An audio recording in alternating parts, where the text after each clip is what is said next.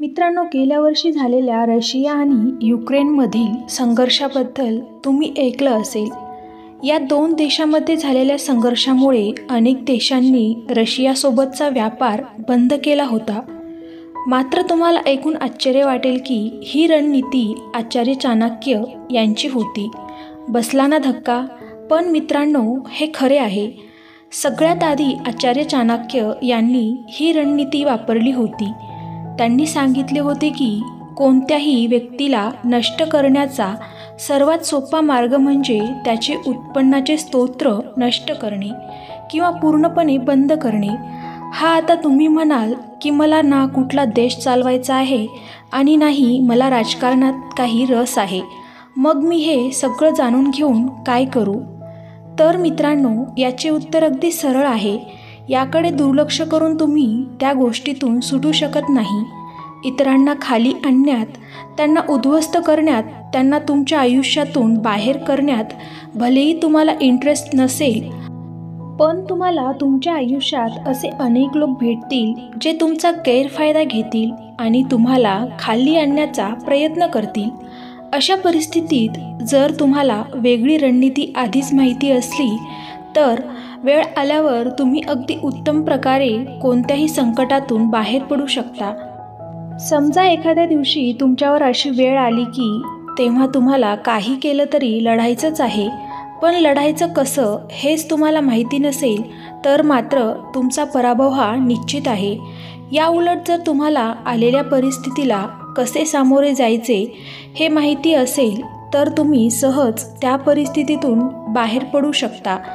चला तर मग जाणून घेऊया चाणक्य यांच्या अशा काही जबरदस्त रणनीती ज्यांच्या मदतीने तुम्ही तुमच्या जीवनात मोठे यश मिळवू शकता आणि तुमच्या शत्रूला तुमच्या आयुष्यातून कायमचा हद्दपार करू शकता. समजा तुम्ही तुमच्या दोन मित्रांसोबत बसला आहात. तुम्ही तिघेही छान गप्पा मारत आहेत, मस्त हसता आहेत आणि अचानक तुमच्यातला एक मित्र एक काम आल्यामुळे तिथून निघून जातो. आता काय होते, तो मित्र निघून गेल्यामुळे तुमच्या बरोबर जो मित्र राहिला आहे तो त्या गेलेल्या मित्राबद्दल तुमच्या पाशी वाईट साईड बोलू लागतो, त्याची निंदा करू लागतो. तुमचा हा दुसरा मित्र तुम्हाला त्या तिसऱ्या मित्राबद्दल अशा काही वैयक्तिक गोष्टी सांगतो ज्या त्याने नव्हत्या सांगितल्या पाहिजे. आता तुम्हाला असे वाटू शकते, हा जो माझा मित्र आहे, जो मला या सगळ्या गोष्टी शेअर करतोय, हा माझा खूप चांगला मित्र आहे, मलाच शेअर करतोय, पण हा माझ्याबद्दल कधीच कोणासमोर वाईट बोलणार नाही. आमच्या दोघांची मैत्री एकदम खास आहे. इतरांशी खोटे बोलतो, इतरांची फसवणूक करतो, इतरांना दिलेली वचने मोडतो, पण तो माझ्यासोबत थोडी असे करणार आहे, कारण आम्ही तर चांगले मित्र आहोत असे तुम्हाला वाटेल. काय बरोबर ना? आणि हीच तुमची सर्वात मोठी चूक होते. मित्रांनो, नेहमी एक गोष्ट लक्षात ठेवा की माणसाचा मूळ स्वभाव शक्यतो बदलत नाही. हा आता हे शक्य आहे की तो आज तुमच्याशी खूप चांगला वागतो कारण आता या क्षणात तुम्ही खास वाटता त्याला, तुम्ही आवडता, पण एक वेळ अशी येईल की त्या व्यक्तीसाठी तुम्ही खास नसाल. एक वेळ अशी येईल जेव्हा ती व्यक्ती स्वतःचा फायदा करून तुमची फसवणूक करेल. तो तुमच्या आधी 100 लोकांशी जसा वागला तसा तो तुमच्याशीही वागेल. म्हणून आचार्य चाणक्य म्हणतात की जर तुम्हाला साप आणि एक नीच दुष्ट माणूस यापैकी एकाची निवड करायची असेल तर तुम्ही साप निवडा.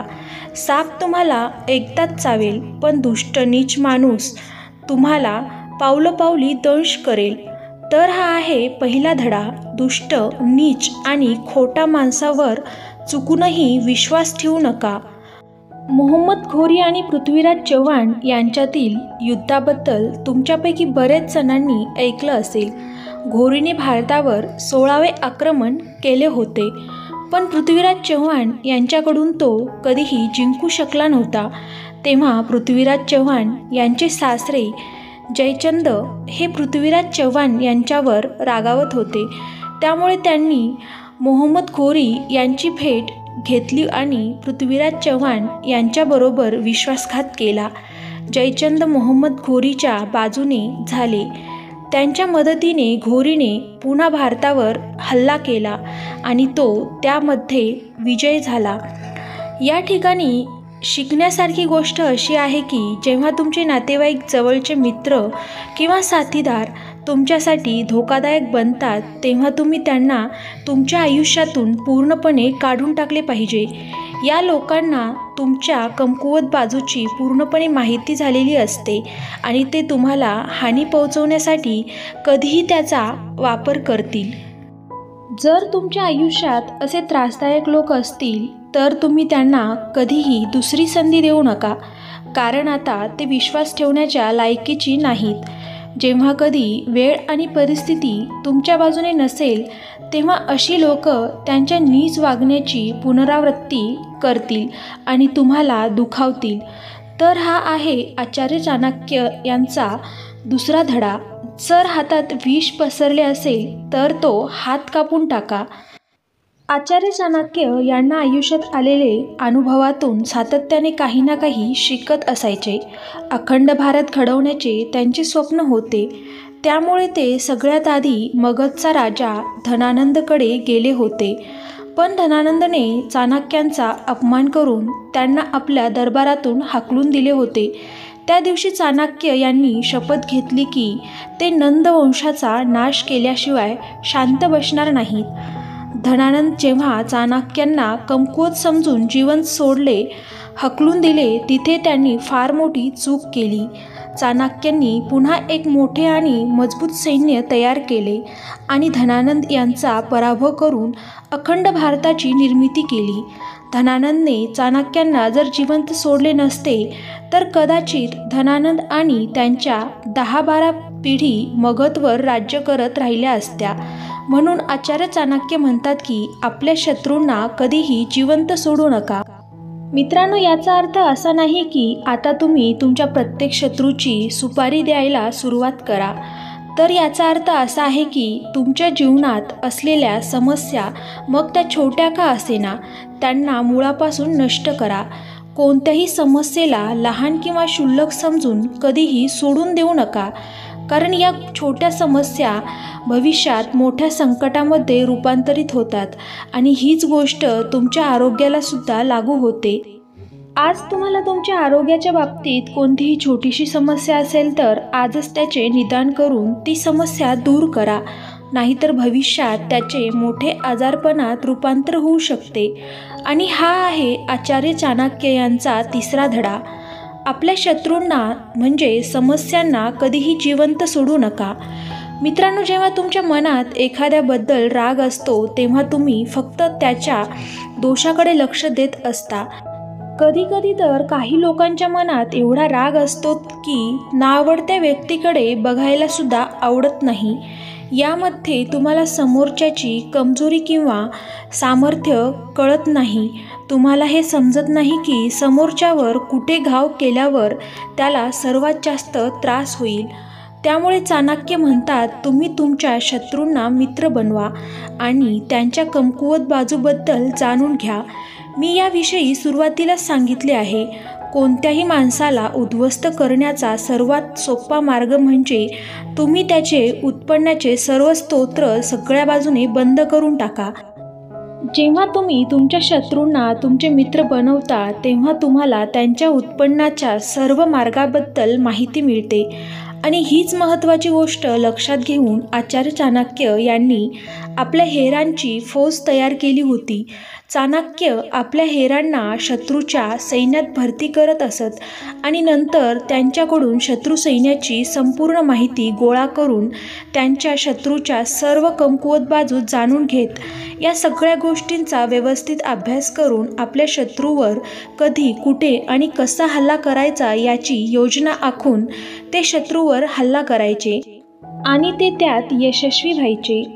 समस्या काय आहे हे जर व्यवस्थित समजले तर 50% प्रॉब्लेम तिथेच सुटतो. याचा अर्थ असा की तुम्ही तुमच्या समस्या चांगल्या प्रकारे समजून घेणं अत्यंत महत्त्वाचं आहे. अनेकदा आपल्याला आवडत नसलेल्या गोष्टीपासून आपण लांब पळण्याचा प्रयत्न करतो.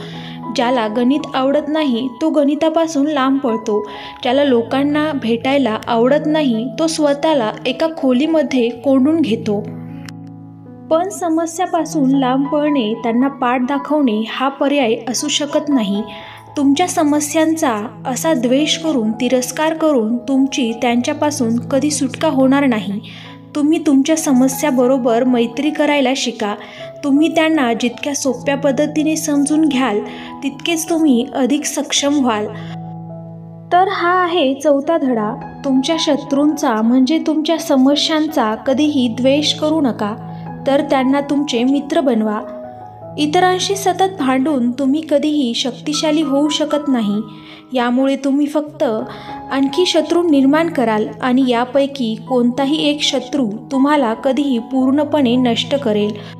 म्हणून स्वतःची बाजू मजबूत करण्यासाठी इतर शक्तिशाली लोकांबरोबर युती करा.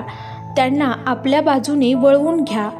जेव्हा चंद्रगुप्तने सिकंदरचा सेनापती सेलिक निकेटरचा पराभव केला तेव्हा चाणक्य चंद्रगुप्तला त्याची मुलगी लीनाचे सेलिकसोबत लग्न लावून देण्याचे सुचवले. चंद्रगुप्त सुरुवातीला यासाठी तयार नव्हता, परंतु चाणक्य यांनी त्यांना या लग्नामुळे होणारे सर्व फायद्यांबद्दल सविस्तर सांगितले. जर चंद्रगुप्तने आपल्या मुलीचे लग्न सेलिकसोबत लावून दिले तर सेलिक पुन्हा कधीही भारतावर हल्ला करणार नाही. याशिवाय कधी जर आपल्यावर काही संकट आले तर आपण सेलिकची मदत घेऊन त्या संकटांसमोरे जाऊ शकतो. यामध्ये दोन गोष्टी घडतील. आपल्या शत्रूचं रूपांतर मैत्रीमध्ये होईल आणि आपण पूर्वीपेक्षा अधिक शक्तिशाली होऊ. तुम्ही संपूर्ण जगाशी एकटे लढू शकत नाही. त्यामुळे तुमच्या बाजूने तुमच्यापेक्षा मजबूत आणि हुशार लोक असणे फार महत्त्वाचं आहे. हाच आहे पाचवा धडा. शत्रू बनवण्यापेक्षा तुम्ही अशा मजबूत आणि हुशार लोकांबरोबर युती करण्यावर लक्ष केंद्रित करा. मित्रांनो, आज 2400 वर्षानंतर सुद्धा चाणक्य यांची अनमोल शिकवण आपले आयुष्य सुकर करू शकते. व्हिडिओ इथपर्यंत पाहत आलात तर लाईक करायला विसरू नका. व्हिडिओ कसा वाटला कमेंट करून नक्की कळवा. चॅनलला सबस्क्राईब करा. धन्यवाद.